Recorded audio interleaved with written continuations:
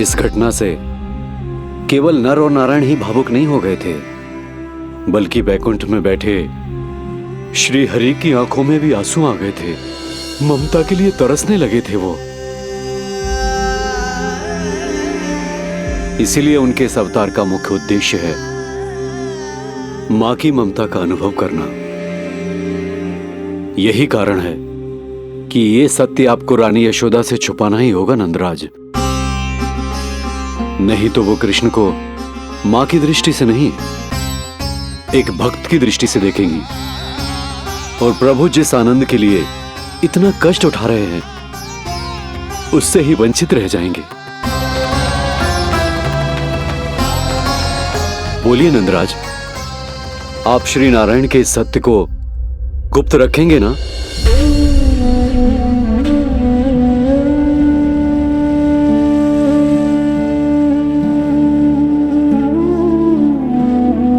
प्रभु ने मुझे कैसी दुविधा में डाल दिया है गुरु। यशोदा से तो ये सत्य मैं छुपा भी लूंगा,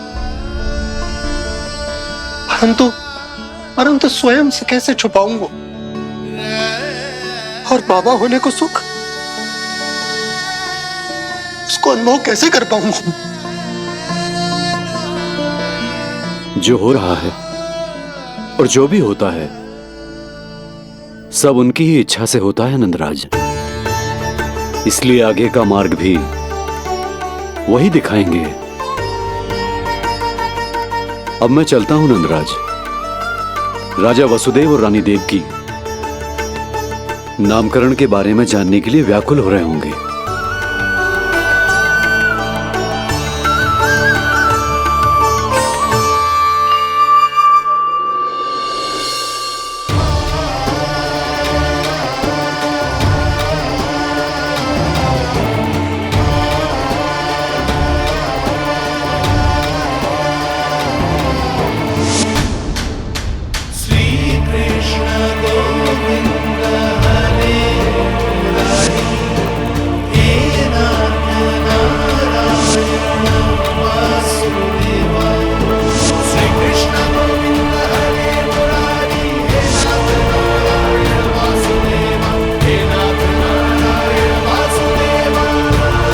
सत्य यह है नंदराज, कृष्ण राजा वासुदेव के पुत्र हैं।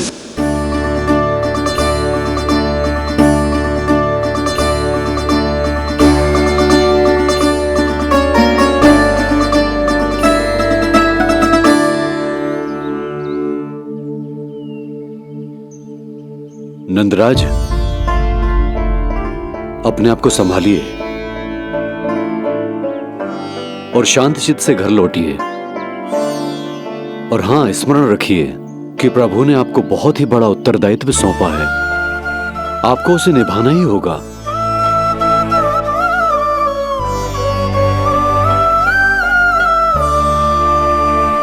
प्रभु आपको शक्ति दे।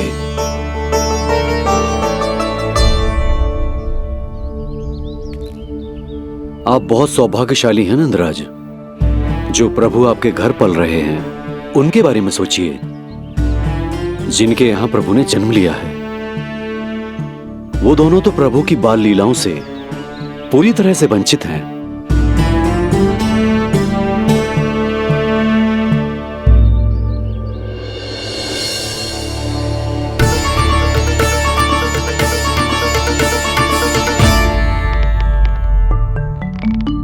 कहाँ रह गए तेरे बाबा लल्ला? जो आए क्यों ना अब तक?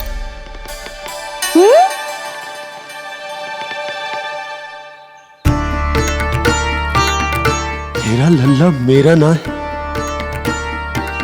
वो तो मेरे आराध्य नारायण का अवतार है। और ये बात मुझे यशोदा से छुपानी।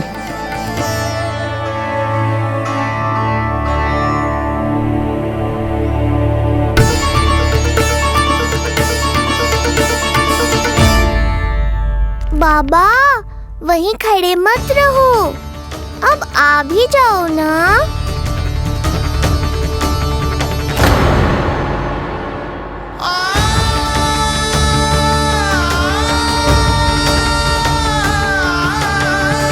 एक पग भी आगे बढ़ाने का साहस ना हो रो मेरा। हे प्रभु, आप ही बताओ, अपने आराध्य को, अपने इष्ट देव को अपने लल्ला के रूप में कैसे देख पाऊंगा मैं जानता हूँ बाबा, ये बहुत कठिन है, पर भीतर तो आओ।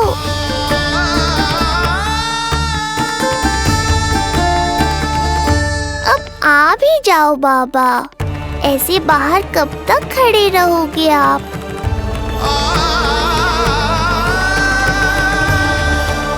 बस बाबा, बस आ जाओ भीतर, आ जाओ, आओ ना, आओ ना।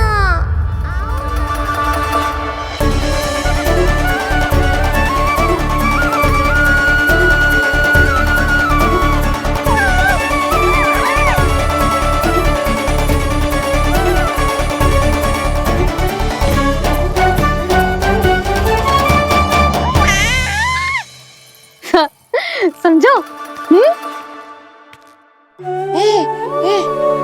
जब तू इधर उधर भाग रहा होगा तो तुझे बुलाने के लिए मैं तुझे ऐसे पुकारूंगी, कृष्ण।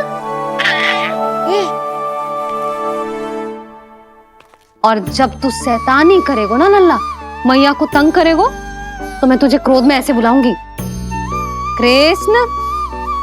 हाँ। इसे सत्य पतो ना है, इसीलिए कितनी अच्छी तरह से मैया होने का कर्तव्य निभा रही, पर मैं अब बाबा होने का कर्तव्य कैसे निभा पाऊंगा?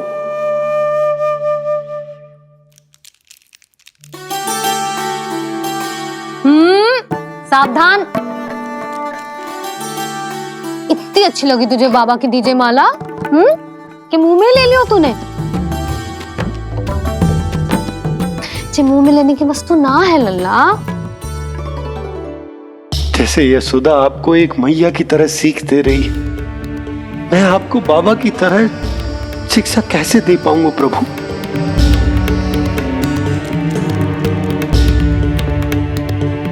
कृष्ण, अभी मना किया ना मैया ने?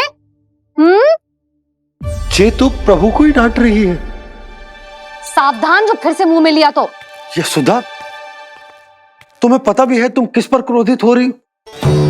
हाँ, अपने लल्ला पर। और किस पर? मेरे कहने का अर्थ ये है कि तुम्हें सच में पता भी है ये कौन है? स्वयं प्रभु ने मुझसे कहा है, किसी और प्राणी को इसके बारे में भनक तक नहीं लगनी चाहिए, और रानी यशोदा को तो बिल्कुल नहीं, और रानी यशोदा को तो बिल्कुल नहीं, और रानी यशोदा को तो बिल्कुल नहीं। यही कहना चाहते हो ना आप कि मैं गोकुल के राजकुमार को डांट रही हूँ? अरे पर मैया और बाबा का स्थान तो हर पद से ऊंचा होता है ना जी। माँ और बाबा को तो अधिकार होता है ना, प्रेम करने का भी और भूल पर डांटने का भी। बस यही बात आपको समझनी है बाबा, फिर सब पहले जैसा हो जाएगा। मैं समझता हूँ जे, पर ये विचार के ये केवल हमारा पुत्र ना है, ये स्वयं नारायण का अवतार भी है। इसे अपने मन से निकाल ना पा रहा हूं मैं। ओहो, आपको समझाना तो मैया को संभालने से भी अधिक कठिन है बाबा। लल्ला, अरे लल्ला। जशोदा जी, आपने हमें नामकरण के लिए ना बुलायो। कोई बात ना है, लेकिन ये तो बताओ कि लल्ला का नाम क्या रखो है? हाँ भाभी, बताओ ना। हाँ जीजी, अब और प्रतीक्षा ना हो रही हमसे। इसका नाम रखो है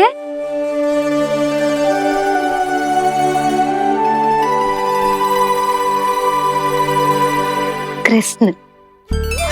कृष्ण? कृष्ण बहुत प्यारा नाम है, लेकिन थोड़ा कठिन है। मैं तो इसे किशन बुलाऊंगी। सही कहो, मैं भी इसे प्रेम से किशन ही कहूंगी। क्यों किशन? मेरे लिए तो जे किसना है।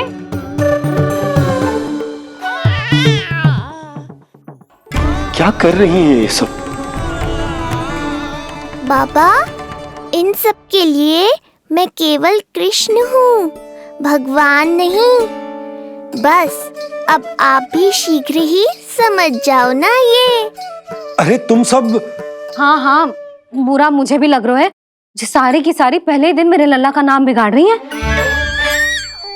किंतु इसमें भी इन सब का प्रेम ही छुपा है, और हम सब तो प्रेम से भगवान को भी प्यारा सा नाम दे देते हैं, है ना?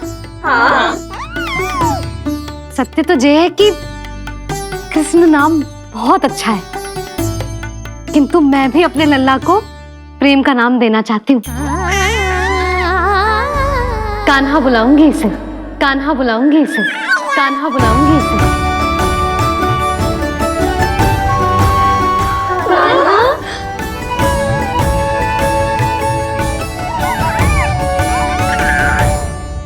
कान्हा,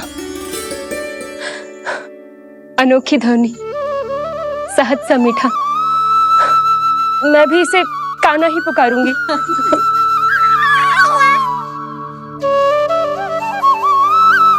आप भी बुलाओ ना इसे। आप एक बार बुला कर तो देखो, झट से पलट कर देखेगा आपको ये हमारा नटखट कान्हा। प्रभु, ये सब आपका सत्य ना जानती, पर मैं जानता हूं। अब इस मुख से आपका नाम केवल भक्ति भाव से ही निकल सकता है, वात्सल्य भाव से ना।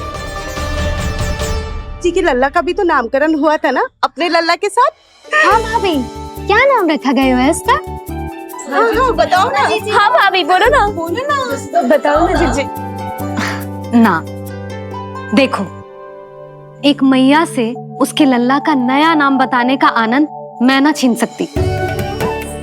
यदि तुम सबको कान्हा के दाऊ का नाम जानना है तो चलो सबके सब रोहिणी जीजी के पास। हाँ, सही कहो, सही कहो। मैं अभी आई। हाँ,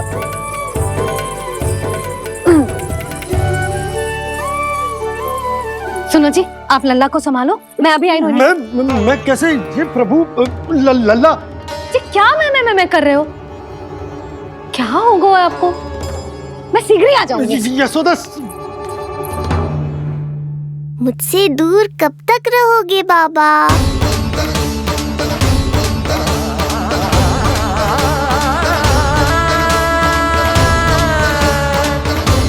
एक बार मेरी ओर देखो तो सही।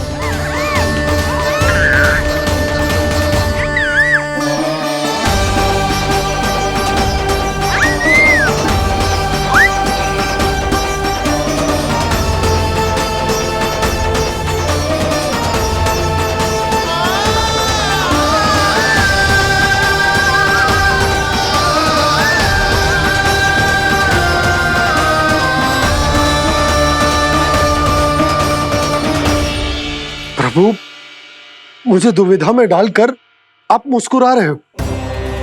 ये कैसी परीक्षा है?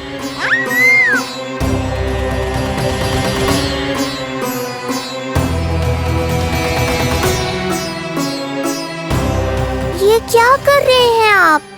पिता का स्थान पुत्र के चरणों में नहीं होता, पुत्र के सिर के ऊपर होता है उनका हाथ, उनका वरदहस्त।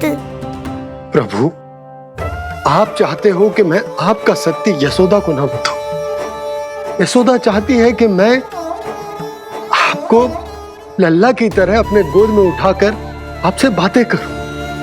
मेरी आंखें चाहती हैं कि मैं आपको अपने इष्ट देव, अपने आराध्य के स्वरूप में देखूं। और मेरा हृदय चाहता है कि मैं आपको अपने पुत्र के स्वरूप में देखूं। अब आप ही बताओ प्रभु, अब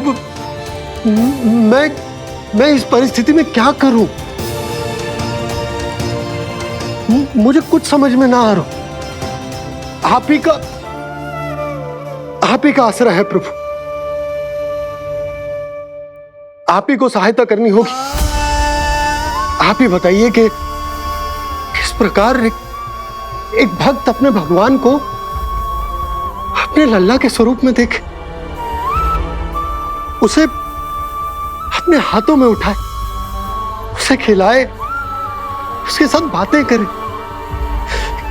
कैसे वो उसका लालन पालन करे अपने पुत्र के स्वरूप में। प्रभु, मुझे कुछ समझ में ना आ रहा, सहायता करो प्रभु। चिंता मत कीजिए बाबा, आपके सभी प्रश्नों का उत्तर शीघ्र ही मिलेगा आपको।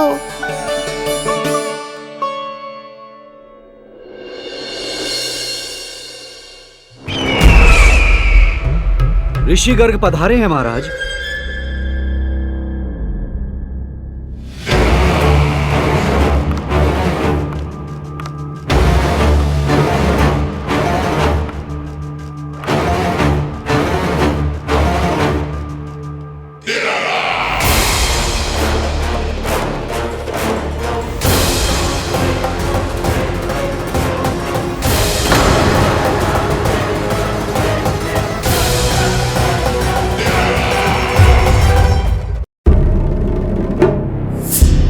तो महान मथुराधीश कंस के दरबार में ऐसे सम्मान होता है ऋषि मुनियों का?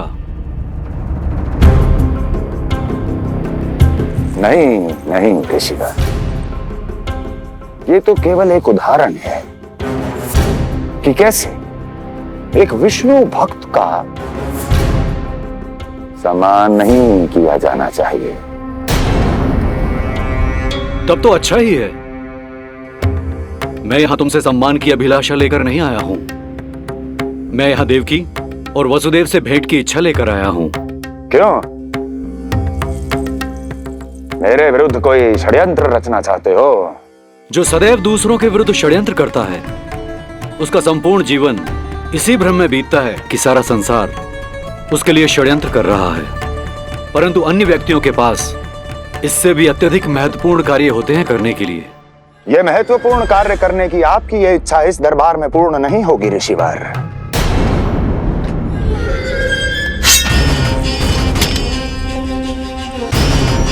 मैं आपको उन दोनों से भेंट करने की आज्ञा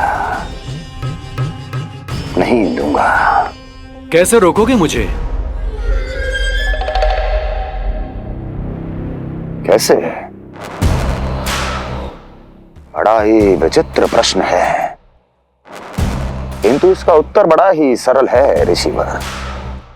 जानते हैं मेरे दिन का आरंभ कैसे होता है? किसी ना किसी का संहार करके। और यदि एक संहार और हो जाएगा तो मुझे क्या अंतर पड़ेगा? स्वयं से एक प्रश्न पूछो कंस। स्वयं से एक प्रश्न पूछो कंस। मेरा संहार करने के लिए, मेरा संहार जिस संकल्प शक्ति की आवश्यकता है, संकल्प शक्ति की आवश्यकता वो है तुम में, वो है तुम में। कर पाओगे मेरा संहार? जिस संकल्प शक्ति की आवश्यकता है, जिस संकल्प शक्ति की आवश्यकता है वो है तुम में। कर पाओगे मेरा संहार? कर पाओगे मेरा संकल्प शक्ति की आवश्यकता है, संकल्प शक्ति की आवश्यकता। बोलो कंस, बोलो। यदि मैंने श्राप दे दिया, यदि मैंने श्राप दे दिया, कौन सा कवच तो तुम्हारा उसे सत्य होने से रोक पाएगा? उसे सत्य होने से रोक पाएगा? बोलो कंस, बोलो। यदि मैंने श्राप दे दिया, यदि मैंने श्राप तुम्हारा कौन सा कवच तो तुम्हारा उसे सत्य होने से रोक पाएगा? उसे सत्य होने से रोक पाएगा? ऋषिवर, यदि आपके हृदय में स्वामी के विरुद्ध षड्यंत्र करने की इच्छा नहीं है, तो महाराज भी आपको किसी से भेंट करने से रोकना नहीं चाहेंगे, है ना महाराज?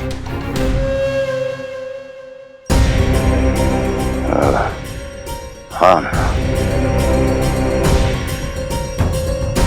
आप उन दोनों से भेंट कर सकते हैं।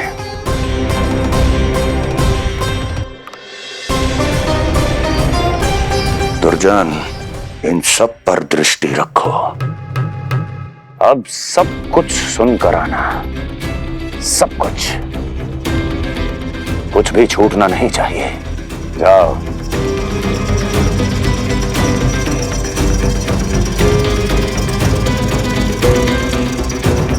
लगता है प्राप्ति राजकार्य सीख रही है मुझसे।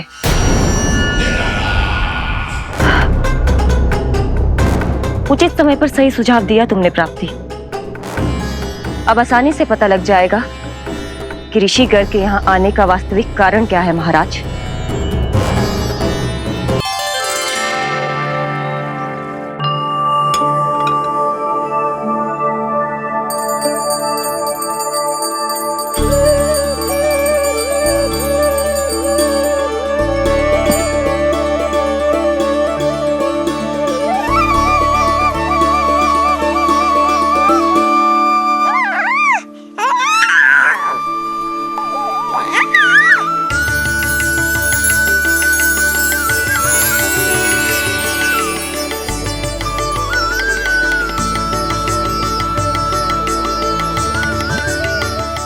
स्वयं नारायण मेरे घर में है तो ये फूल उनके चरणों में क्यों चढ़ा रहा हूं?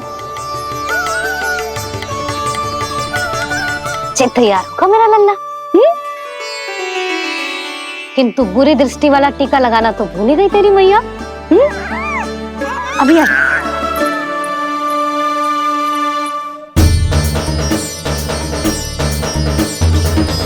ओहो, नहीं नहीं बाबा, ये मत करो। मैया आ रही है, उन्हें पता चल जाएगा।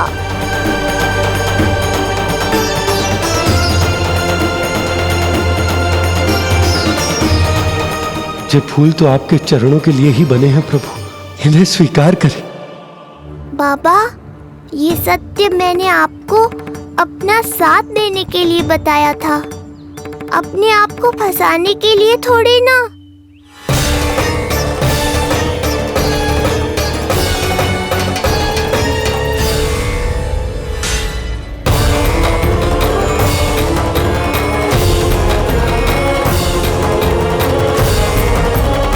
नारायण नारायण।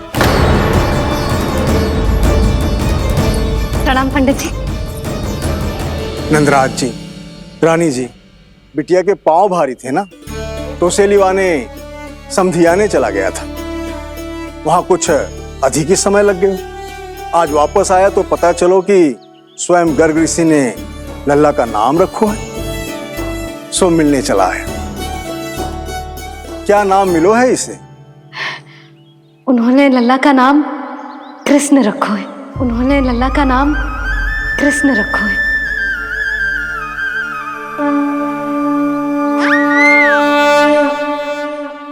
कृष्ण। आहा, उत्तम, अति उत्तम, बहुत मधुर नाम है। ऐसा लग तो है जैसे आप स्वयं श्री नारायण का नाम ले रहे हैं।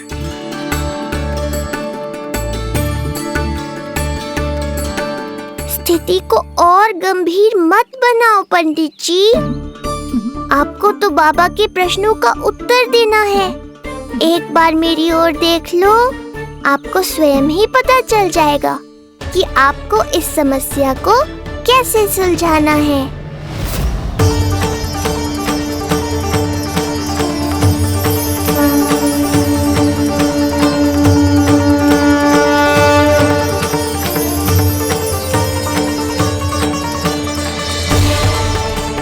पंडित जी मेरे लल्ला को टकटकी बांध के देखे क्यों जा रहे हैं?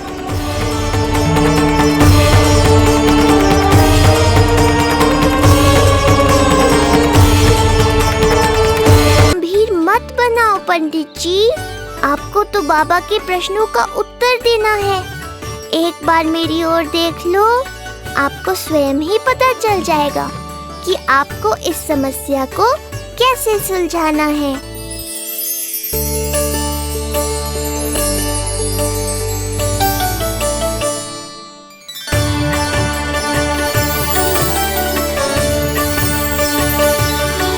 क्या हुआ पंडित जी?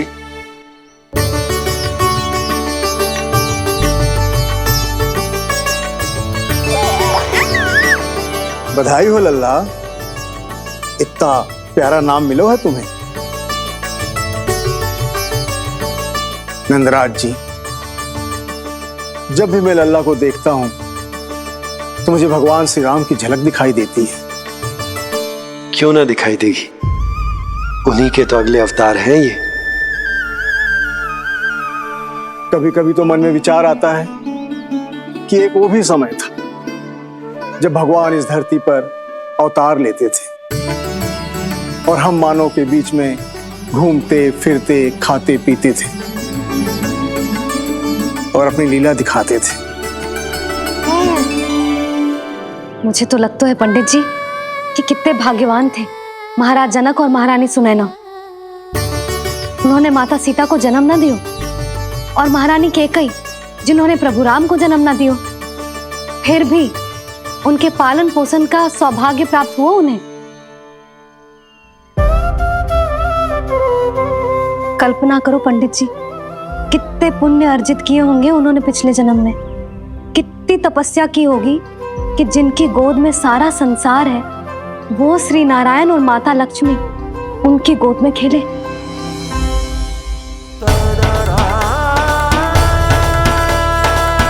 संसार में अवतार लेकर सांसारिक नाते भगवान को भी निभाने पड़ते हैं, फिर हम तो मानव हैं। संसार में अवतार लेकर सांसारिक नाते भगवान को भी निभाने पड़ते हैं, फिर हम तो मानव हैं।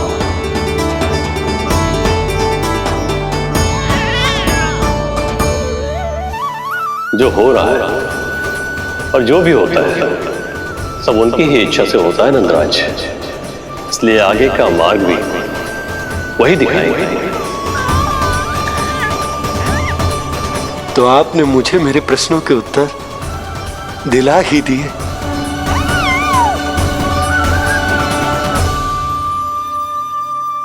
मैं भी क्या क्या बातें करने लगा। लगता है नाना बनने की प्रसन्नता का प्रभाव है जी। हमारी बिटिया को लक्ष्मी हुई है ना। बधाई हो पंडित जी, बहुत बहुत बधाई हो। मैं मैया और उसकी बिटिया से अवश्य मिलने आऊंगी। बधाई हो पंडित जी। अब मुझे आज्ञा दीजिए, वैद्य जी से कुछ औषधियां लेनी है मुझे। नारायण नारायण।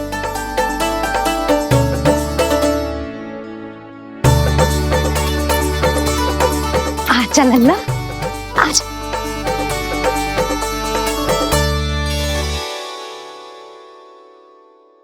लगा टीका। सुनो जी, तनिक कान्हा को संभालो, मैं यूं गई और यूं आई।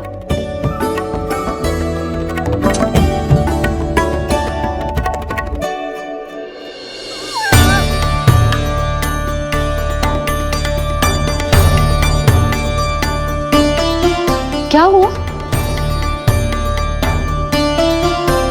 मैं देख रही हूँ नामकरण के बाद से एक बार भी आपने कान्हा को गोद में ना लियो है।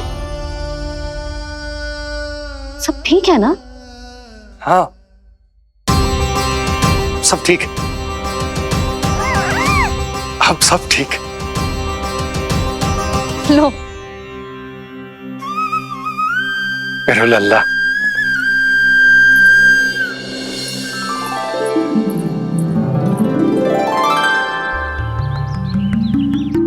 आपका बहुत बहुत धन्यवाद ऋषिवर।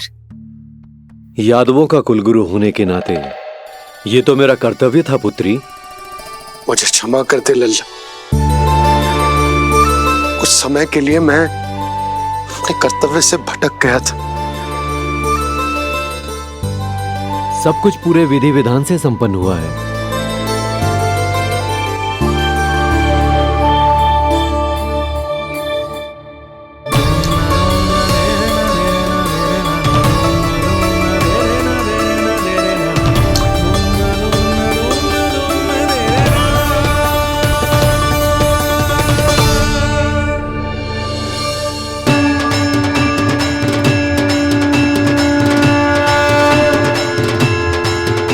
जो नाम मैंने दिया है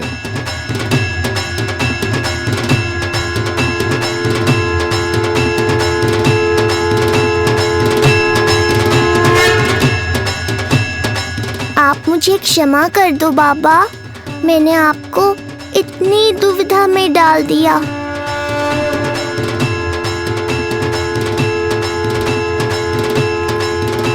और इस तरह नंद को सब कुछ पता चल गया। आप दोनों चिंता मत करिए, सब ठीक है।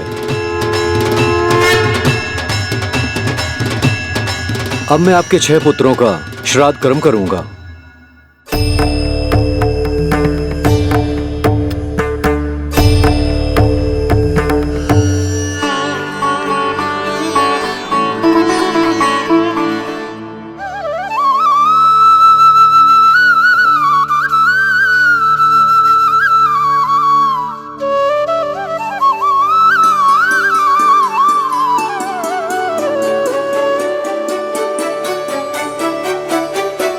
कान्हा, क्या हुआ जो मैं तेरा वास्तविक बाबा ना हूं? क्या अंतर पड़ तू कि तुम मेरे आराध्य के अवतार हो? महत्वपूर्ण बात तुझे है कि मुझे तुम्हारे साथ मुस्कुराने को, तुम्हें खिलाने को, तुम्हारा ध्यान रखने को, तुमसे प्रेम करने को सौभाग्य प्राप्त हो।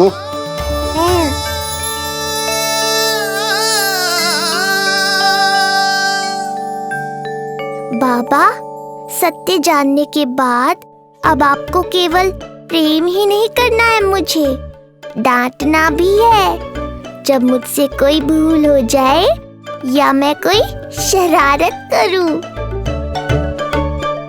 तुमने मुझसे कुछ कही का ना, पर ये सब जानने के बाद तुम्हें कैसे डांट सकता हूँ?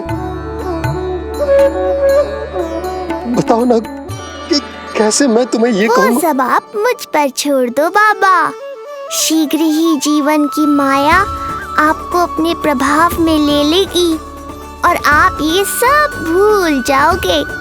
पर जब जब मेरी दिव्यता की झलक संसार को मिलने वाली होगी और मेरा सत्य मैया को पता चलने वाला होगा, तब तब आपको इसका स्मरण हो जाएगा। इसका अर्थ है कि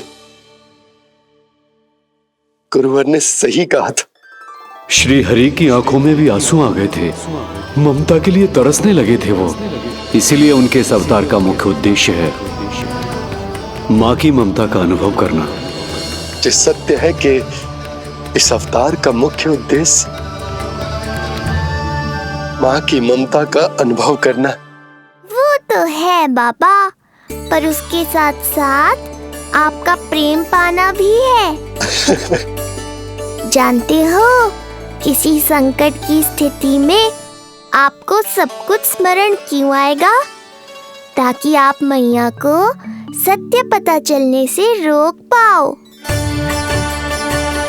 बोलो बाबा, आप मेरी सहायता करोगे ना?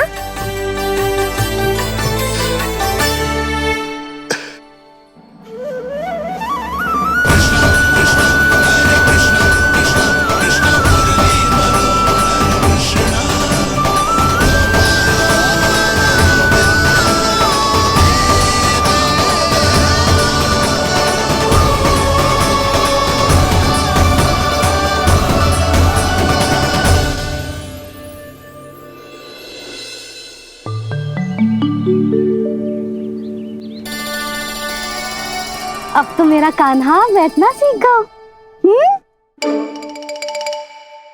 अब आगे से मैया कार्य करेगी तो कान्हा मैया के निकट ही बैठेगा। कितनी अच्छी तरह से बैठने लगो मेरा कान्हा। तेरे बाबा कुछ अधिक ही व्यस्त हैं आज।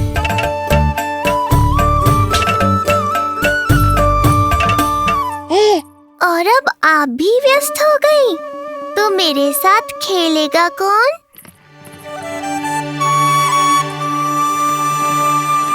लल्ला, कान्हा, लो भाभी, खिले हुए फूल भी ले आई हूँ और शीघ्र ही जाके तरकारियाँ भी ले आऊंगी। अच्छा हुआ जानकी आ गई, अब यही खेलेगी मेरे साथ। अरे जे क्या, फिर से पानी निकाल रहे हो? बस बस कान्हा, अब खेल में मत लगा मुझे, बहुत सारे कार्य पड़े हैं करने को। ये भी कार्य करने चली गई, अब मैं क्या करूं?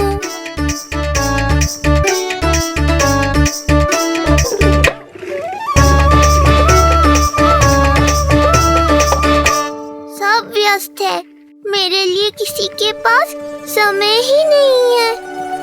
लगता है इनका ध्यान बटाने के लिए अब मुझे कुछ करना ही होगा।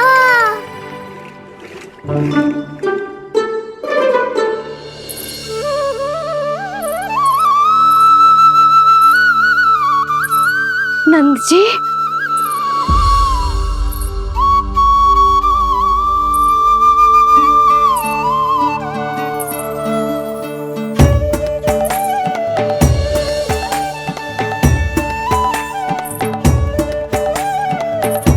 जानकी, देखो मेरा लल्ला पहली बार घुटने के बल पे चल रहा है।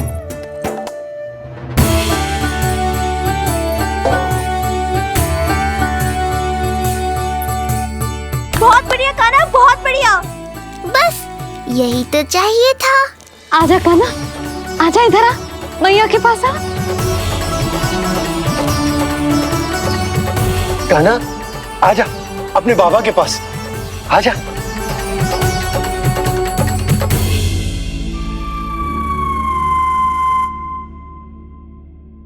मैंने कहा था ना बाबा, शीघ्र ही आपको सांसारिक माया जकड़ लेगी और आप सब भूल जाओगे। देखा मेरे लल्ला को, अभी अभी तो इसने चलना सीखो है, पर अभी से इतना प्रवीण हो गए हो।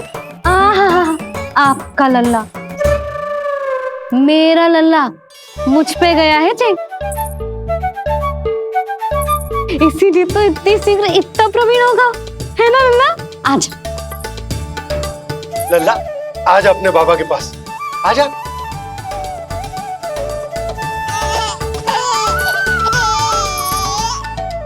भ्रमित कर दियो आपने इसे, कितने चाव से अपनी मैया की ओर आ रहा था। आजा लल्ला। मैंने क्या करूं, मैं भी तो इसे बुला ही रहा हूं। आजा आजा। अब आप दोनों झगड़ने मत लगना। लल्ला जिससे अधिक प्रेम करतो है ना, उसी के पास जाएगो, देख लियो। यशोदा, ये तुम कैसे प्रतियोगिता लगा रही हो? क्यों, आपको विश्वास ना है कि लल्ला आपसे भी उतना ही प्रेम करतो है और आपके पास भी आ सकतो है? या फिर हारने का भय सता रहा है आपको? बिल्कुल ना, कान्हा आएगा तो अपने बाबा के पास, आजा। जे हुई ना बात, अब देखते हैं कौन जीतेगा। आजा कान्हा, आजा कान्हा, अपनी प्यारी मैया के पास आजा। बाबा की उंगली पकड़ी थी ना तूने साथ देने का वचन दिया था, आजा अपने बाबा के पास। अरे ये कैसे धर्म संकट में डाल रहे हो आप दोनों मुझे? कान्हा अपने मैया के पास आएगो, है ना? आजा। नहीं, कान्हा अपने बाबा के पास आएगो, आजा। लगता है नंद भैया ही जीतेंगे आज। तुझे बड़ा पता है नंद भैया ही जीतेंगे आज। कान्हा मुझे छोड़ के कहीं और जा ही ना सकता। और तू तो तरकारी लेने जा रही थी ना, जा। हाँ, बस जा ही रही हूँ।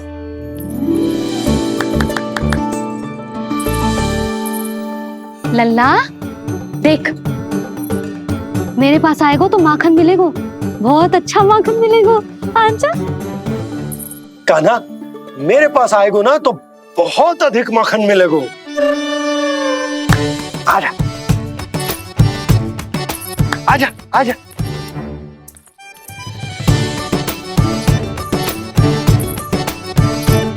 कान्हा आ जाओ।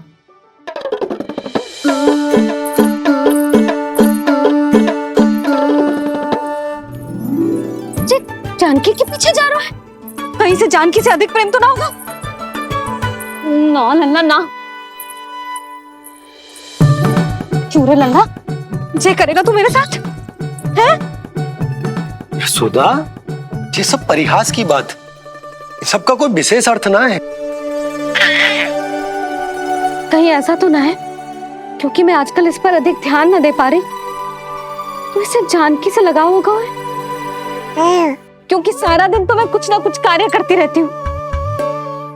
सुनो जी, इसे भ्रम तो ना होगा कि इसकी मैया है कौन?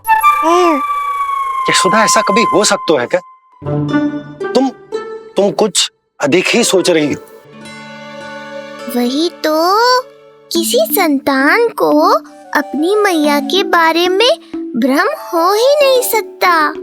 ना, जे आपके पीछे भी चला जाता ना तो ठीक था, किंतु जे तो जानकी के पीछे चला गया।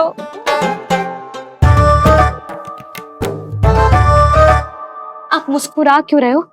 हाँ बोलो ना, जे संभव है क्या? लो, तुम्हारी इस प्रतियोगिता के चक्कर में मैं तो भूल ही गया कि उपनंद भैया को लेन देन बताना है, वो मेरी प्रतीक्षा कर रहे होंगे। मैं चलता हूँ। अरे किंतु मैंने जो पूछा वो तो बताया ही ना आपने। एक बार तुम्ही ने कही थी कि मैया अपने लल्ला के मन की बात उसके बिना कहीं जान लेती। तो पूछ लो अपने कान्हा से।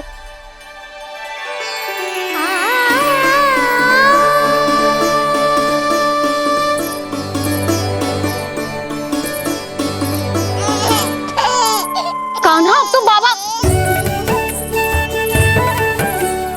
चल।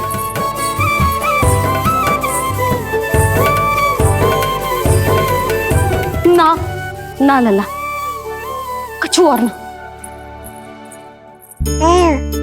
बाबा से प्रेम है, जानकी से प्रेम है, बस अपनी मैया से ना है ना। अरे मैया, ऐसी बात थोड़ी ना है। 9 माह तक पेट में कौन पालती है? मैया। दूध कौन पिलाती है? मैया। देखभाल कौन करती है? मैया। बस उसी मैया से प्रेम ना है, से सभी से प्रेम है तुझे। तो ठीक है फिर, अब बात भी उन्हीं से करियो।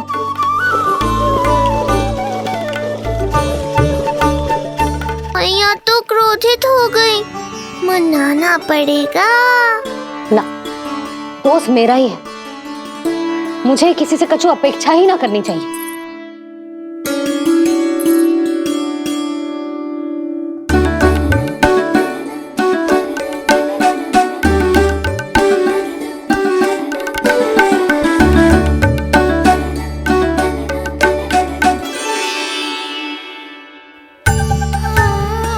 आहा, अब स्वयं को प्रेम चाहिए तो चापलूसी कर रहे हो?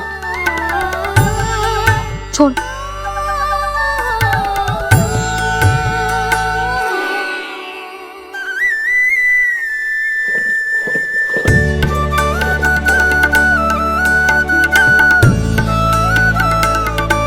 ना,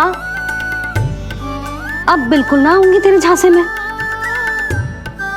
तू और तेरे बाबा दोनों एक समान हैं। पहले क्रोधित करेंगे, फिर मनाने चले आएंगे। जब मैंने तुझे बुलाया था तो जानकी और बाबा की ओर चला गया। अब क्यों आ रहा है मेरे पास? जा, उन्हीं के पास जा।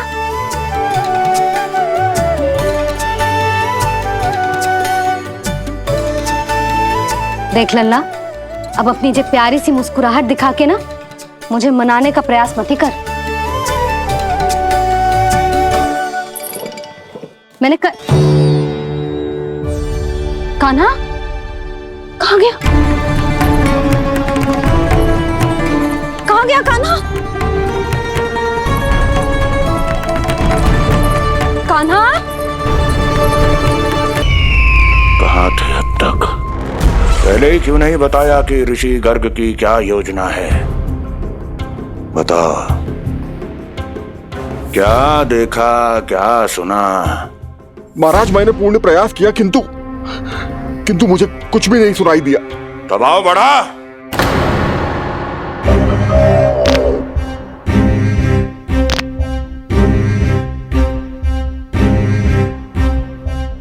अब ये सुना या ये भी सुनाई नहीं दिया? महाराज, मुझे क्षमा करें महाराज, मैंने सुनने की बहुत चेष्टा की किंतु मुझे कुछ भी नहीं सुनाई दिया। महाराज, मेरा विश्वास करें। ये अर्थनाद सुनाई दिया या ये भी नहीं? मुझे क्षमा करें महाराज। उत्तर दो, अब सुनाई दिया? तो फिर वहां क्यों नहीं सुनाई दिया? मुझे क्षमा करें महाराज, आरंभ से अंत तक मैं वहीं था किंतु मैं कुछ भी नहीं सुन पाया महाराज, क्योंकि कारण नहीं, परिणाम चाहिए मुझे। परिणाम।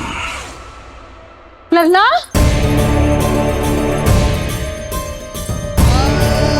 लल्ला कहाँ छुप गए तू? कान्हा, कान्हा, सामने आजा मेरे लल्ला। कहाँ है?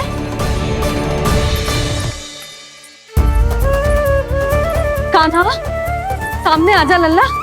अब मैया कभी ना रूठेगी तुझसे। कान्हा, कान्हा, लल्ला लल्ला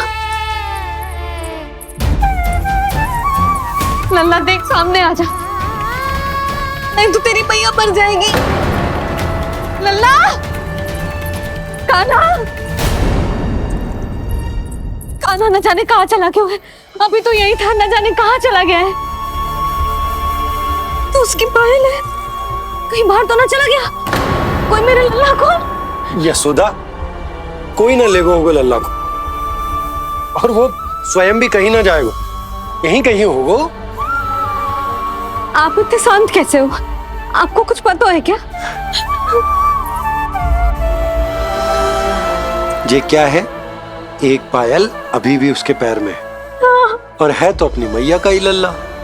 एक जगह टिकेगा ना हो, इसीलिए कह रहा हूँ कि मैं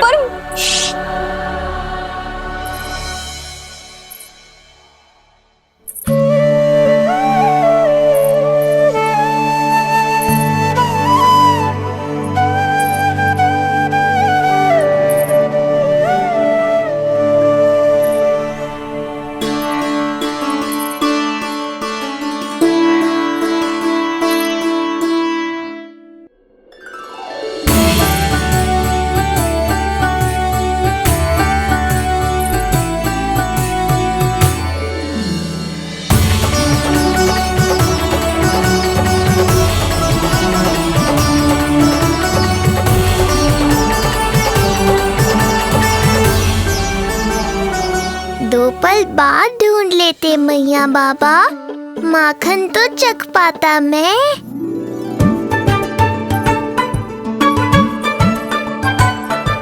ये क्या कर रहे है तू?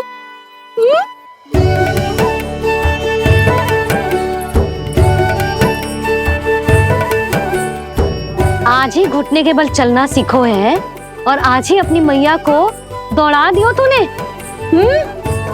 ये जो छोटी छोटी पैया है ना, इनमें पायल ना बेड़ियां पहनाऊंगी मैं।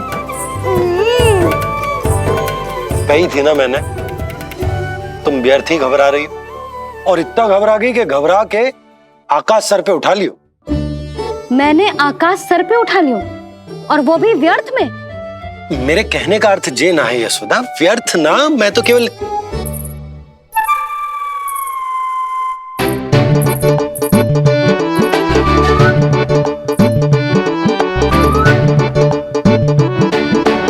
इसका अर्थ ये है कि कान्हा जानकी के पीछे ना जा रहा था।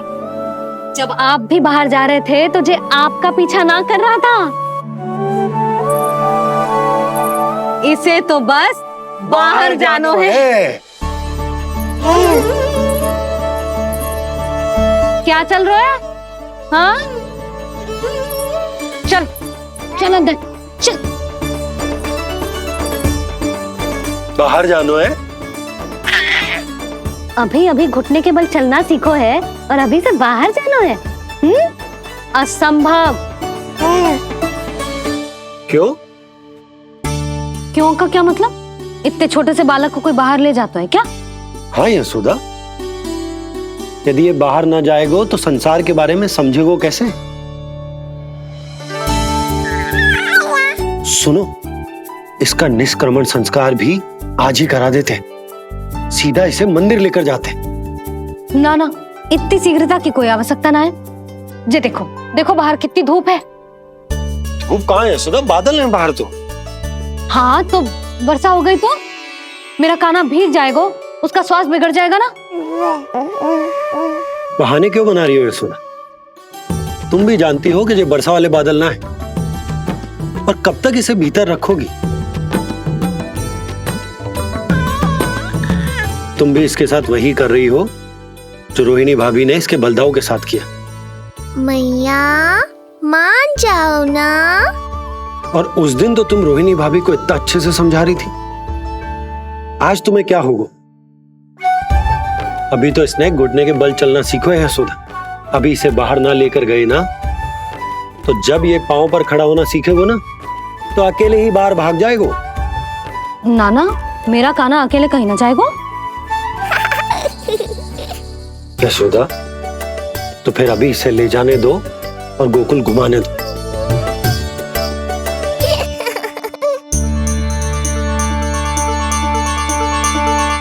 देखा लल्ला, आज्ञा मिल गई। अब आज पहली बार लल्ला और बाबा बाहर जाएंगे घूमने के लिए।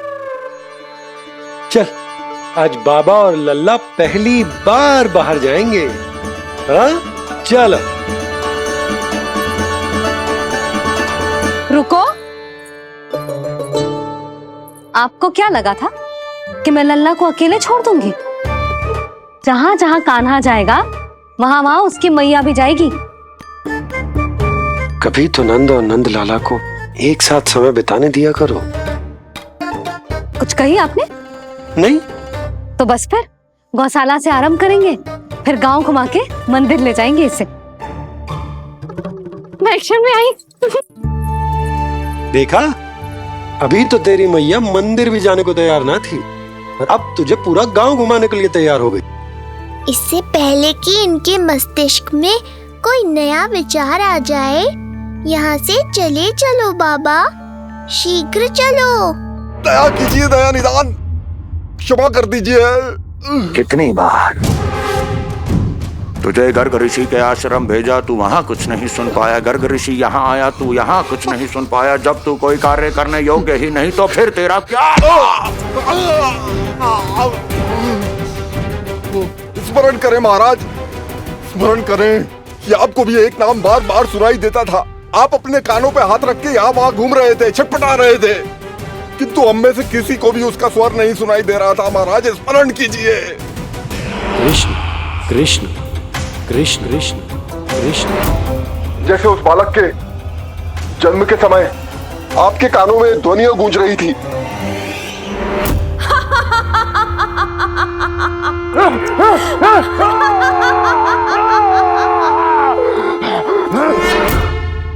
लेकिन हमें वो नहीं सुनाई दिया।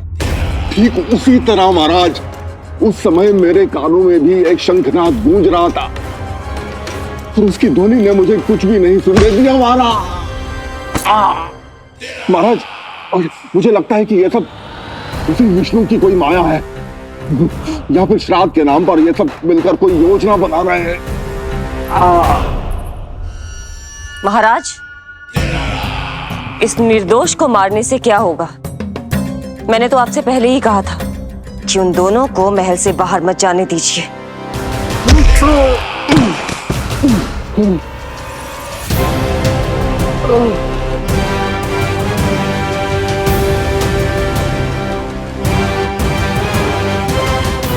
सही कह रही हो तुम। इसको मार के क्या होगा?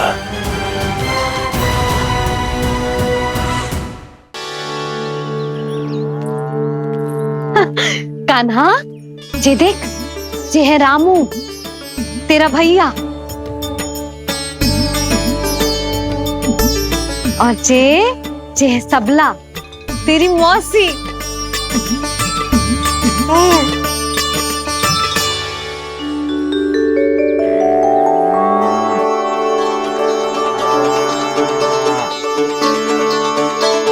देखो जी, कान्हा को देख के सबला की भी ममता उमड़ आई।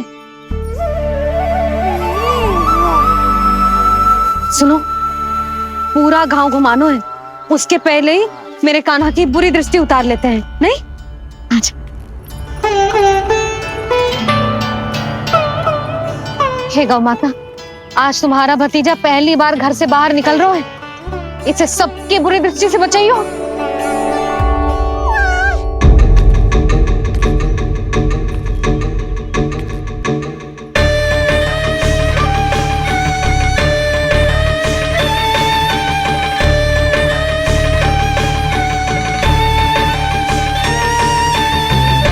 नारायण नारायण।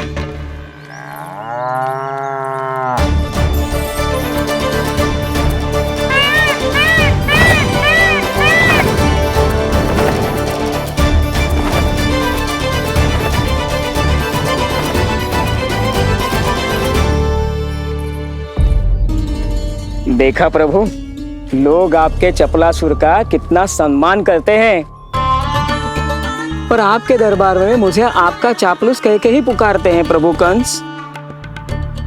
पर अब ये सब बदल जाएगा।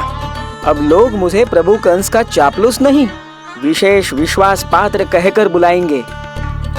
ये नया सिंहासन उसके लिए है जो मेरा विश्वास पात्र बनेगा, मेरे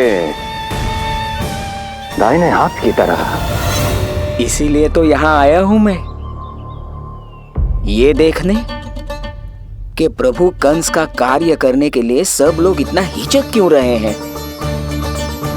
ऐसा क्या है उस बालक में?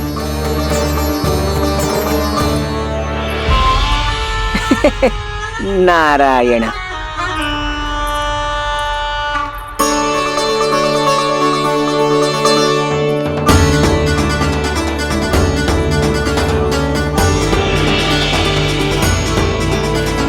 लल्ला, जी देख, ये है तेरी प्रभावती मौसी का घर।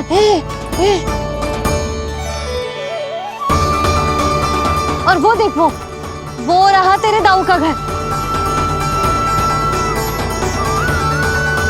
देख क्या रहे, तेरे दाऊ भी चल रहे हैं हमारे साथ। ये वही है क्या जो चपलासुर से विशेष विश्वास पात्र श्री चपलासुर जी बनने तक की यात्रा में मेरी सहायता करेगा? ताऊ, ताऊ देखो कान्हा आयो है। कान्हा?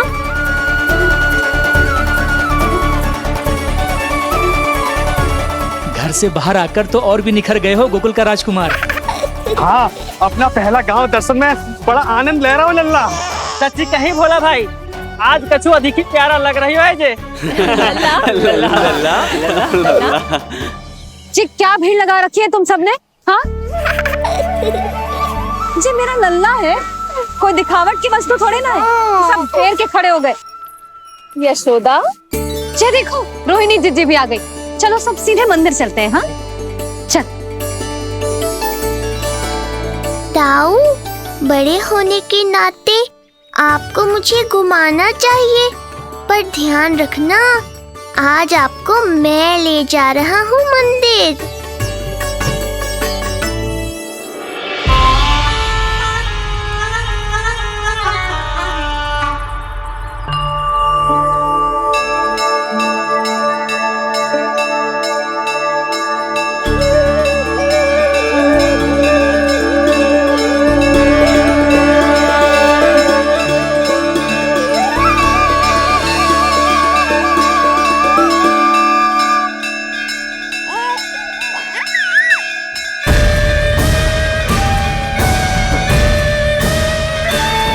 ये कैसे संभव है? ये अवश्य वायु के वेग से ही बच रही होंगी। प्रणाम। आशीर्वाद। आयुष्मान भव।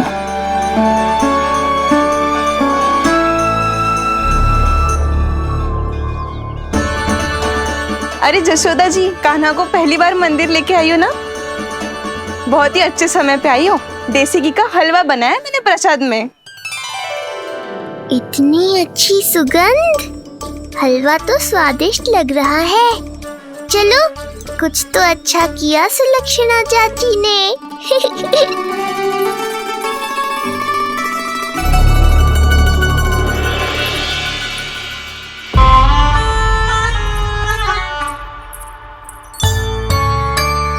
ओह, मेरे लिए इतना बड़ा भाग। पता नहीं था कि इनका हृदय इतना बड़ा है। सबको प्रसाद दे दियो, अब स्वयं भी तो खाना चाहिए। अरे चाची, पहले मुझे तो खिला देती।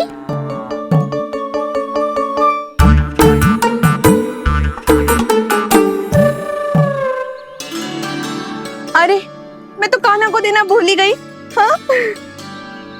चलो, विलंब से ही सही, मेरा स्मरण तो हुआ आपको।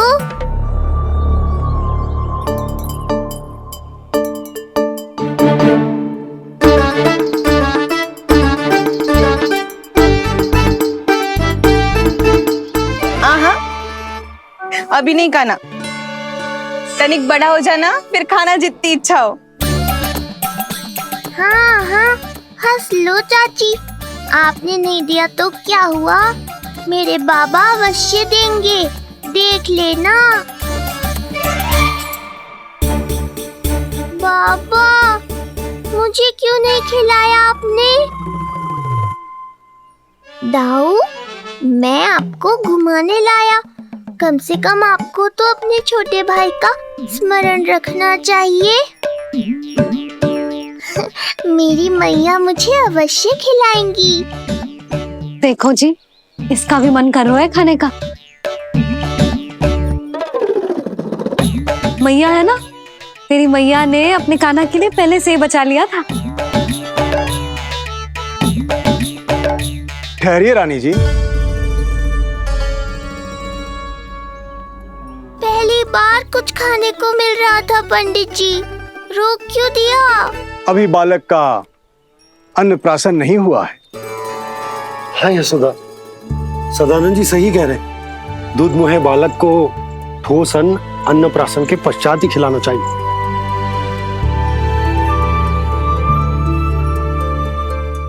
ना लल्ला, तू बस अन्नप्राशन तक रुक जा, उसके बाद तू जो कहेगो ना तेरी मैया खिलाएगी तुझे।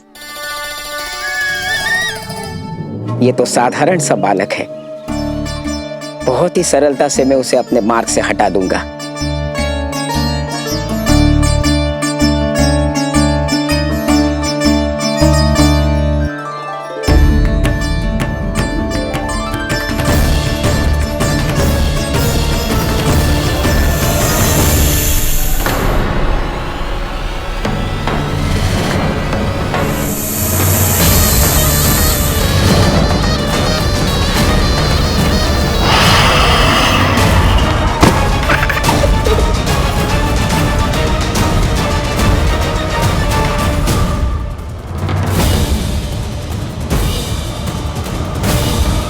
ये क्या था? मेरे दाऊ शेषनाग के अवतार हैं चपलासुर। इनके रहते तुम मुझे हानि पहुंचाने का विचार भी मन में लाओगे तो ऐसा ही होगा तुम्हारे साथ। जानबूझकर की जाए या अनजाने में हो, सखा की हर लीला के पीछे कोई ना कोई उद्देश्य अवश्य छिपा होता है। पर ऐसा लगता है देवी, जैसे उनकी इस लीला के पीछे एक नहीं अनेक उद्देश्य छिपे हैं।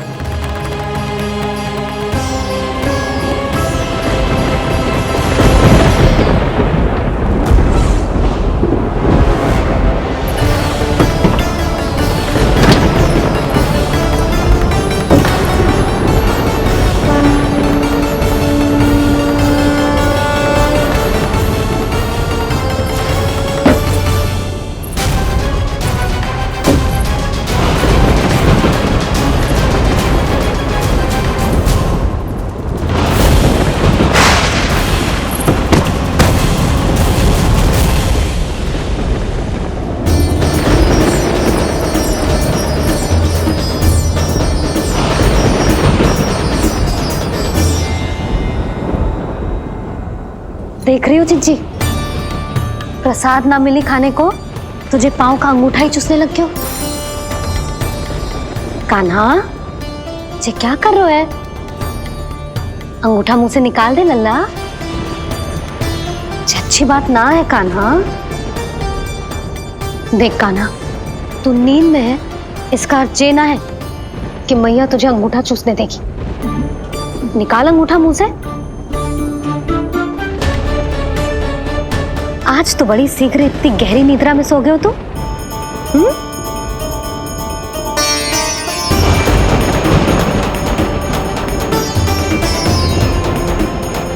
देख रही हो ना चिच्ची, अंगूठा मुंह से निकालने को तैयार ही ना जी। ऐसा क्या आनंद मिल रहा है?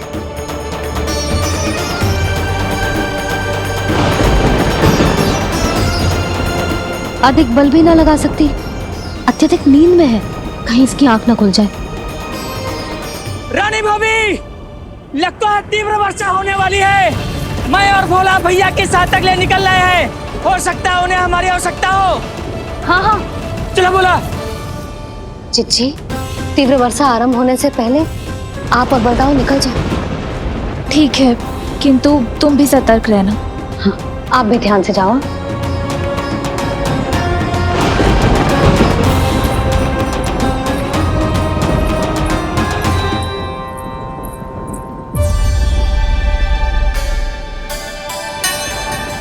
हे नारायण, वस्त्र बाहर सूख रहे हैं और तेरे अन्नप्राशन वाले चावल भी रखे हैं। भीतर करना होगा ना चिचान की भी।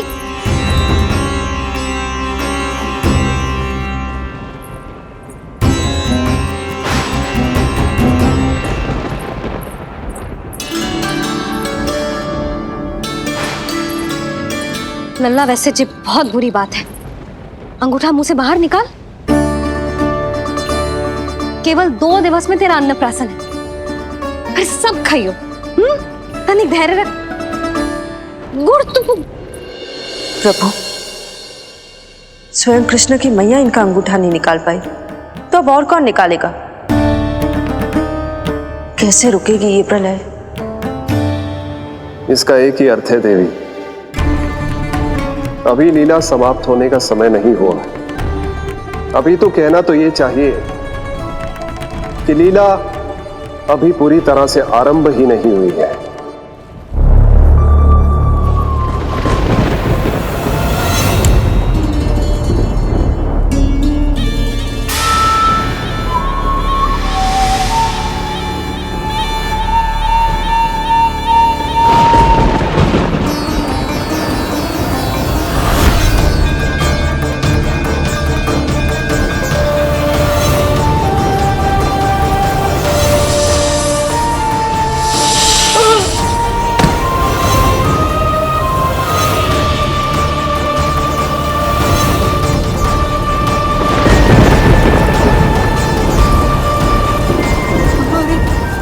कंस ने प्रलय बुला ली, कंस ने प्रलय बुला ली।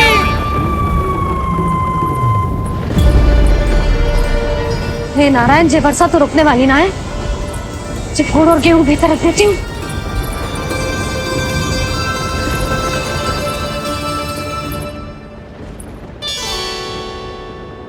जे देख रहे हो गुड़, जे तेरे अन्नप्राशन के पकवानों के लिए ही है।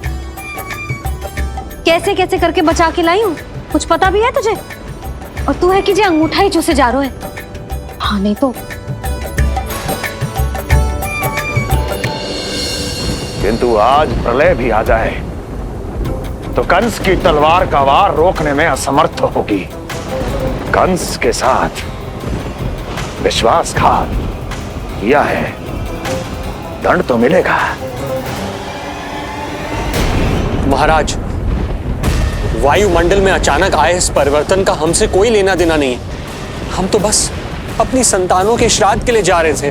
मूर्ख हूं मैं, मूर्ख हूं मैं। कंस एक मूर्ख है, मूर्ख हूं मैं। अब अच्छी तरह जानता हूं मैं, श्राद्ध केवल एक बहाना है। किंतु सत्य यह है कि तुम और वो ऋषि गर्ग मिलकर मेरे विरुद्ध एक षड्यंत्र रच रहे हो, और ये तुम्हारी योजना है। भैया, ये आप क्या कह रहे हैं? कैसा षड्यंत्र, कैसी योजना? हम तो केवल श्राद्ध के लिए गए थे। बहुत अवसर दिए मैंने तुम दोनों को, किंतु तुमने बार बार बार बार बार बार मुझे मूर्ख बनाया। इसलिए अब मैं अवसर दूंगा अपनी इस तलवार को।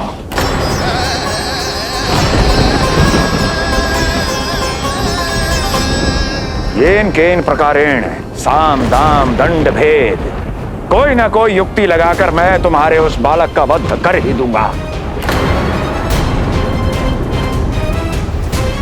पर उस क्षण का साक्षी बनने के लिए अब तुम दोनों को जीवित नहीं छोड़ूंगा मैं।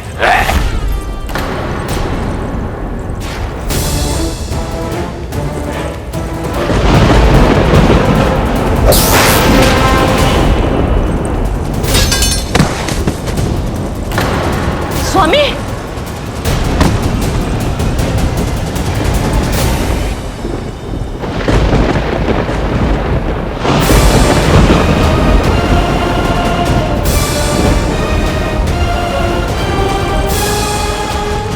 तेरा काल तेरी प्रिय बहन के गर्भ से उसकी 8वीं संतान बनकर जन्म लेगा और तेरा विनाश करेगा, विनाश करेगा, विनाश करेगा।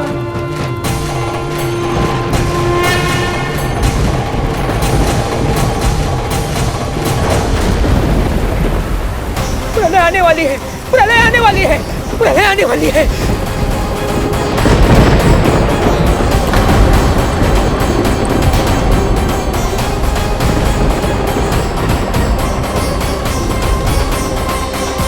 यदि कंस को रोकना, अपने माता पिता की रक्षा करना और चपलासुर के ब्रह्म को मिटाना ही इस लीला के उद्देश्य थे, तो ये सभी उद्देश्य पूरे हो चुके हैं प्रभु। अब तो ये प्रलय रुकनी ही चाहिए। ये केवल सखा की लीला ही नहीं है देवी पार्वती, उनकी माया का उदाहरण भी है। मार्कंडेय ऋषि को दिए गए वरदान को पूरा करने के लिए ही ये सब हो रहा है। कौन सा वरदान प्रभु? प्रभु की माया को साक्षात अपनी आंखों से देख पाने का वरदान।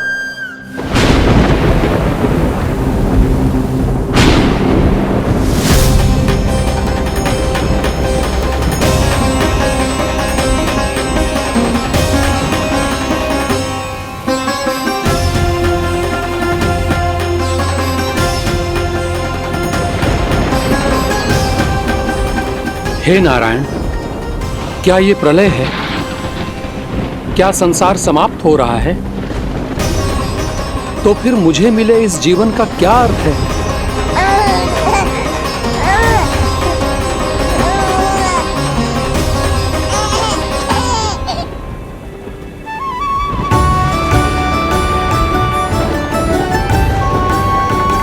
ये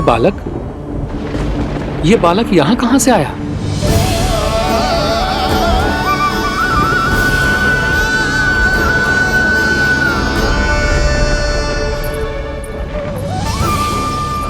सोते हुए कितना निर्दोष लगता है जी।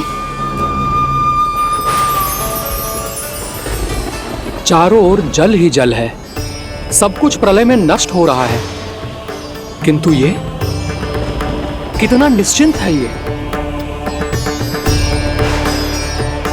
परंतु ये अद्भुत बालक है कौन?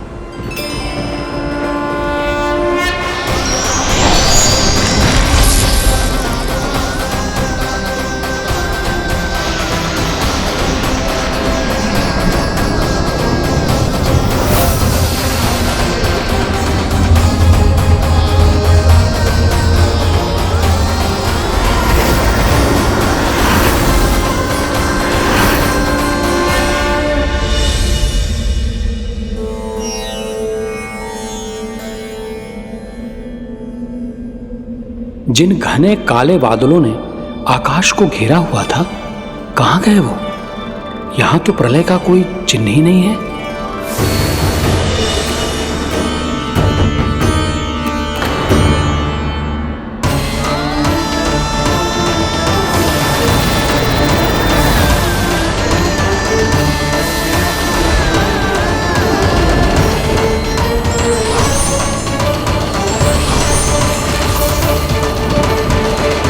ये आप ही की माया थी ना प्रभु? मुझे इसका साक्षी बनाने के लिए आपका बहुत बहुत धन्यवाद। परंतु इसका अर्थ क्या है प्रभु?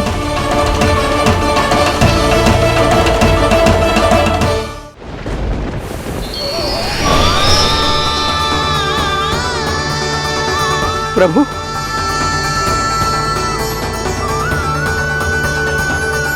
इसका अर्थ ये है कि ये मानव संसार वट वृक्ष पर स्थित है और मानवों का जीवन काल वट वृक्ष के पत्ते पर विश्राम करती एक जल की बूंद के समान होता है। वो बूंद जो किसी भी क्षण नीचे गिर सकती है। आपने तो स्वयं देखा है महर्षि, ये संपूर्ण जगत, ये महाब्रह्मांड मेरे ही भीतर स्थित है। ये उदाहरण है इस बात का कि जो दिखता है उसके कई स्वरूप होते हैं। जो आज आप देख रहे हैं वो पहले भी हो चुका है और आगे भी होगा। सब कुछ एक माया है। प्रलय का होना, जीवन का होना, दुख, सुख, सब एक भ्रम है। ठीक उसी प्रकार जिस प्रकार एक जलाशय में दिखने वाला प्रतिबिंब आपकी वास्तविकता नहीं बल्कि एक भ्रम होता है। इसलिए मनुष्य को सदैव ध्यान रखना चाहिए कि जीवन में कोई भी संकट क्यों ना आए, वो इस प्रलय की तरह केवल एक भ्रम ही होता है। ऐसे समय में जो संकट के सामने झुक जाते हैं या अधर्म का साथ देते हैं, वह स्वयं को उस भ्रम रूपी प्रलय में डुबोकर नष्ट कर लेते हैं।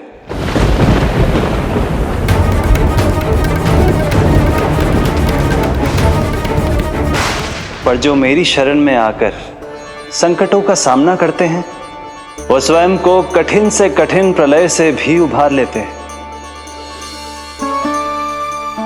किंतु प्रभु, सभी व्यक्तियों में संकटों का सामना करने का साहस नहीं होता।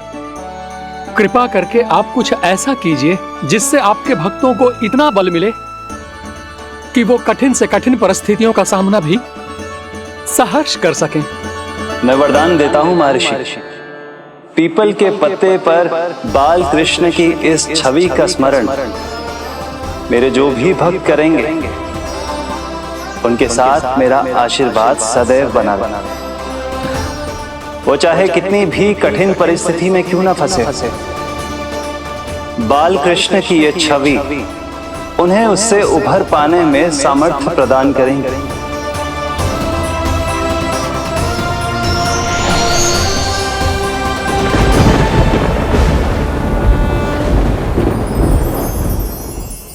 अद्भुत। तो ये कोई साधारण लीला या भ्रम नहीं था, मानव मात्र को नारायण से मिला वरदान था ये। पर अब क्या होगा प्रभु? कैसे रुकेगी ये प्रलय?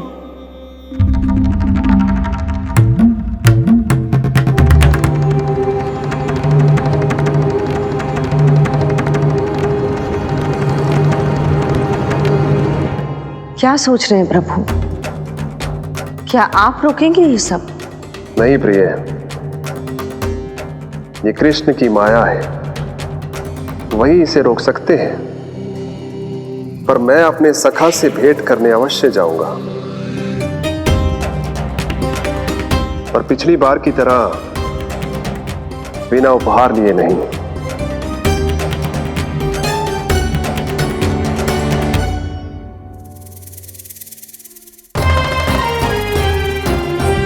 उपहार?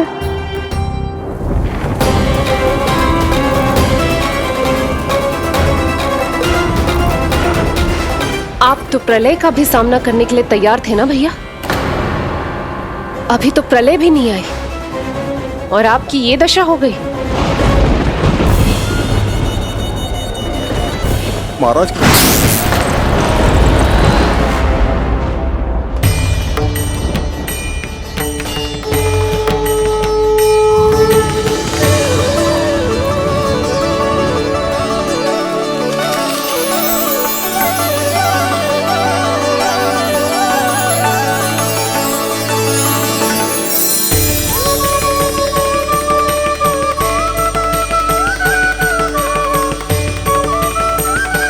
महादेव, आप उपहार में ये निष्प्राण वस्तु देंगे अपने सखा को? सही पहचाना देवी, पर उपहार देने से पहले इसे आकार दूंगा मैं, क्योंकि प्राण तो इसमें बाल कृष्ण ही भरेंगे।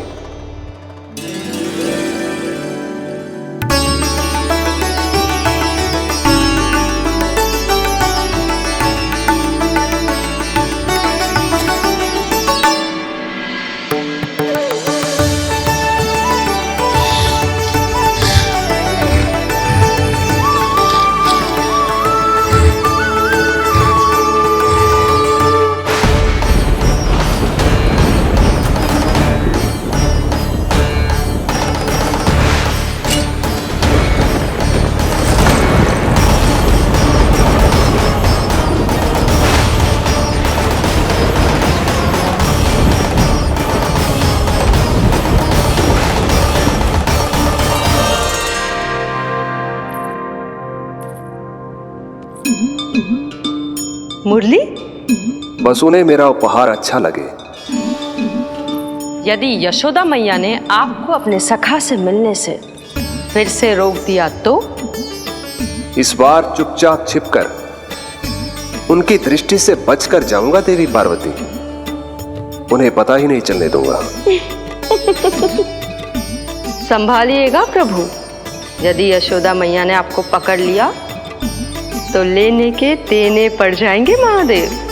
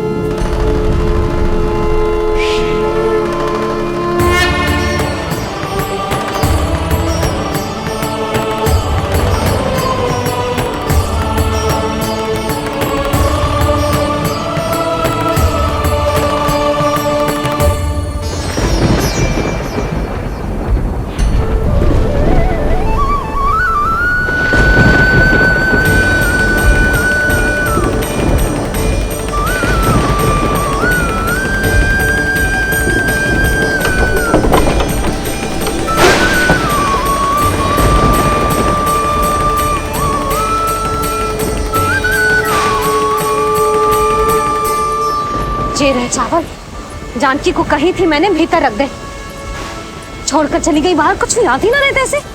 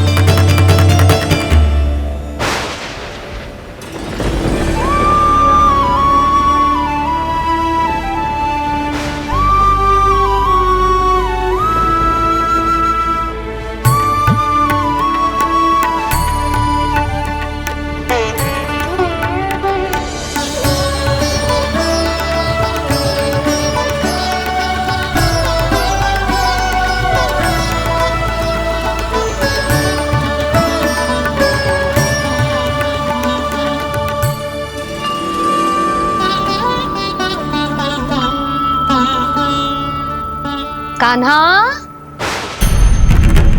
अंगूठा निकाल दे नन्ना, नहीं तो रुक जा, मुझे ही अंगूठा निकालना पड़ेगा तेरा। पूरे वस्त्र भीग गए मेरे, कहीं मेरे कारण इसका श्वास ना बिगड़ जाए। वस्त्र बदल के आ रही है मैया।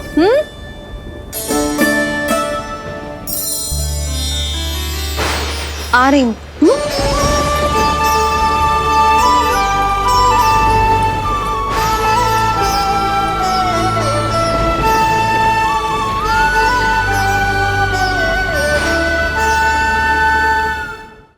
शासन की नींव भय होती है महाराज, और आपका पूरा साम्राज्य भय पर ही टिका हुआ है। यदि आप ही इस तरह से भयभीत दिखाई देंगे तो आपके साम्राज्य को डगमगाने से कोई भी नहीं रोक पाएगा। एक बार आपने ही कहा था ना कि अपनी दुर्बलता कभी किसी को मत दिखाओ। प्रजा को भयभीत कंस नहीं, भयानक कंस दिखना चाहिए, भयानक कंस। अब आप ये सिद्ध कर दीजिए कि भय आपके शत्रु का नहीं, आपका शस्त्र है, महाराजा धीराज, कंस का शस्त्र।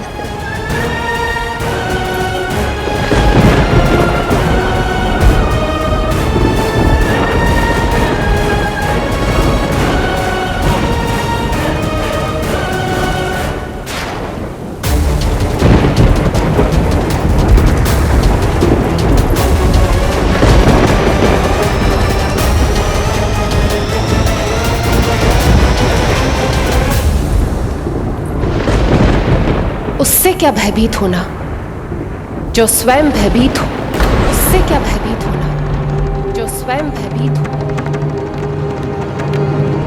सखा, इस माया को विराम देने का समय आ गया है।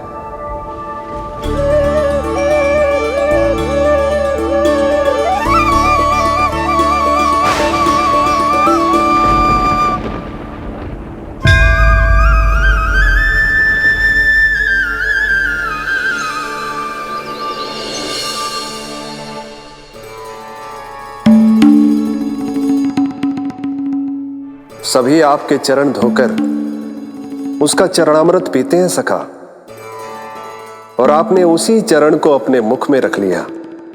यही तो सखा, मैं इस तथ्य से चकित था, इसलिए सोचा एक बार अपने चरणामृत का स्वाद स्वयं भी चख ही लिया जाए। अब जो उपहार लाए हैं वो शीघ्र ही दे दीजिए। कहीं मैया ने आपको देख लिया तो आपको तो अनुभव है वो क्या क्या करने में सक्षम है। आपसे कुछ भी छुपाया नहीं जा सकता सखा।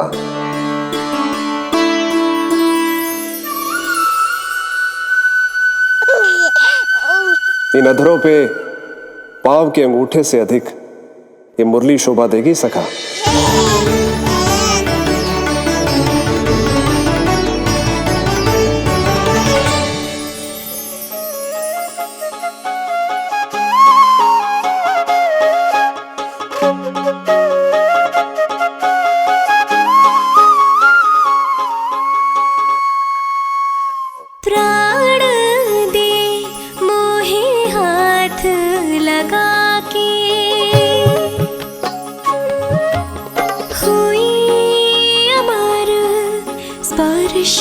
जो पाके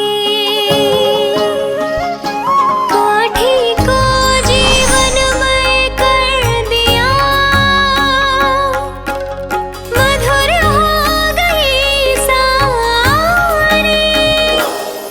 मन प्रसन्न मेरा तन प्रसन्न, प्रभु आज से मुरली हुई है तुम्हारी। मन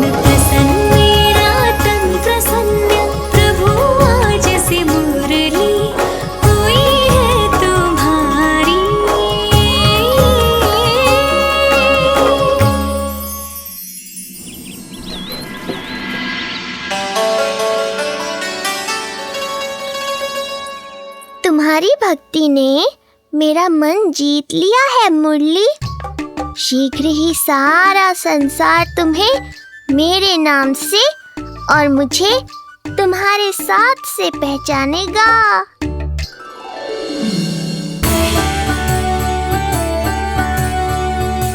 प्रभु, मेरे प्रभु, इस अनमोल भेंट के लिए आपका बहुत बहुत धन्यवाद सखा।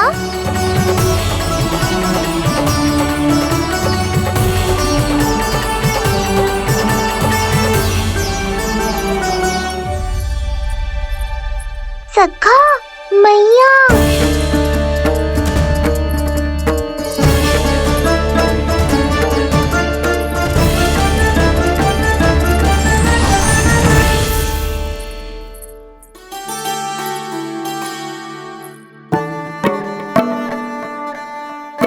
अच्छा जी, तो तूने अपना अंगूठा मुंह से निकाल ही दियो। बड़ा उपकार कियो अपनी मैया पे।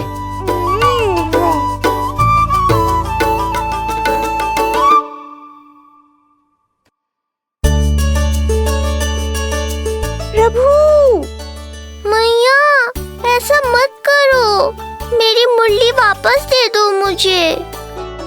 ये कहाँ से आई? मेरे सखा ने उपहार में दी है। मैंने तो सोचा भी नहीं था मैया कि मेरे अंगूठा मुंह में लेने से इतना सब कुछ हो जाएगा। तेरे मुख पे छाई ये दृष्टता की छाया साक्षी है। ये जो भी हुआ, ये तुम दोनों, उस ऋषि गर्ग और तुम्हारे उस पुत्र का किया धरा है, जिसे तुमने मुझसे छुपा रखा है। जो स्वयं दूसरों का बुरा करते हैं, उन्हें सदैव यही लगता है कि उनके पीठ के पीछे उनके विरुद्ध कोई ना कोई षड्यंत्र हो रहा है। मुझे तनिक भर भयभीत देखकर इतना साहस आ गया तुझमें कि मुझे प्रत्युत्तर देगी। लगता है तुम दोनों महाराज की तलवार के वार को भूल चुके हो। स्मरण करो, इतने वर्षों में इसने एक बार भी तुम्हें छुआ तक नहीं, लेकिन अनेकों बार तुम्हारे हृदय को रक्त रंजित कर चुकी है ये। मेरी इस तलवार ने तुम दोनों की 6 संतानों का रक्त चखा है और अब एक और संतान के रक्त में स्नान करने वाली है ये। वो संतान जो गोकुल में पल रही है। बस कंस भैया बस, बस कंस भैया बस, बस कंस भैया बस।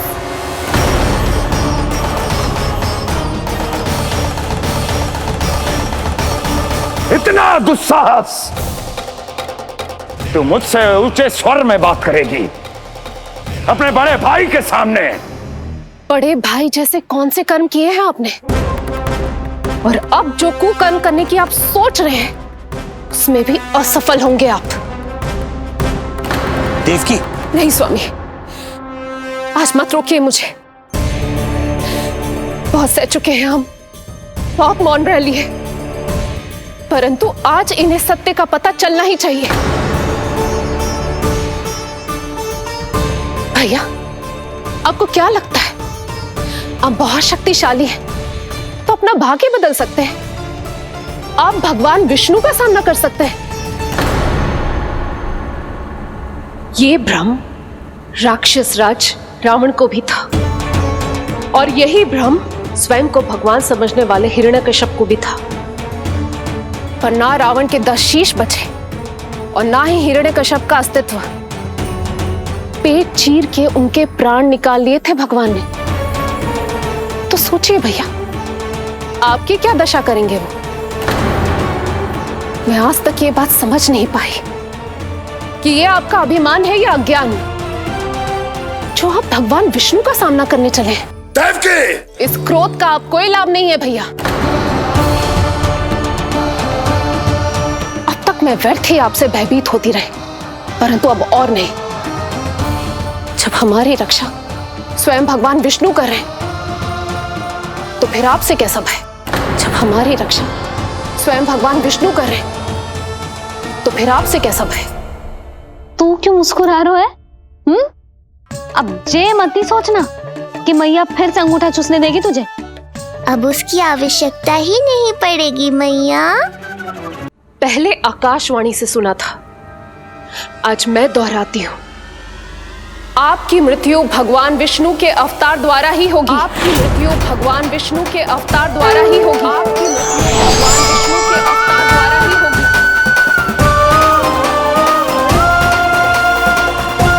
भले ही वो कहीं भी क्यों ना हो।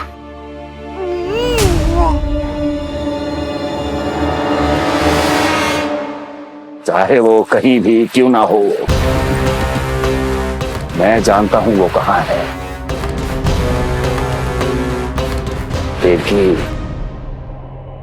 तूने बहुत बड़ी भूल कर दी मुझे चुनौती देकर। मैं चाहूं तो अभी इसी क्षण तुम दोनों का वध कर दूं, किंतु नहीं।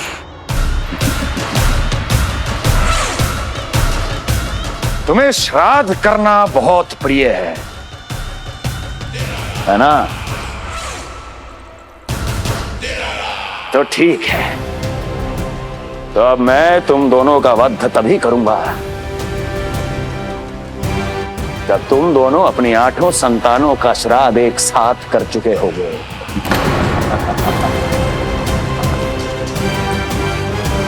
श्राद्ध की तैयारियां करो।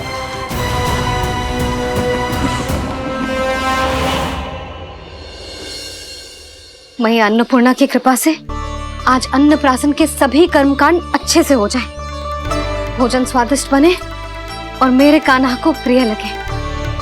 बस इतना आशीर्वाद दे दो तुलसी मैया।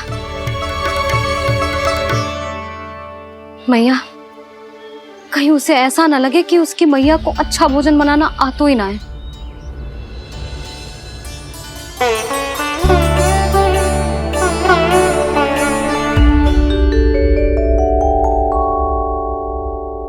वाह मैया, इतने दिन तक तो कुछ खाने को दिया नहीं, और अब जब खाने का अवसर आया है तो व्यग्र हो रही हो। मेरे बारे में भी तो कुछ सोचिए प्रभु, 2 दिन से यहीं अटकी हूँ। अटकी नहीं हो मुरली, तुम तो लटकी हो। प्रभु। हाँ हाँ मुरली, मुझे भी तुम्हारा साथ चाहिए, पर क्या करूँ, मैया ने तुम्हें मेरी पहुँच से बहुत ऊपर लटकाया है। पर प्रभु, मैं अब तक पहुँचूं कैसे?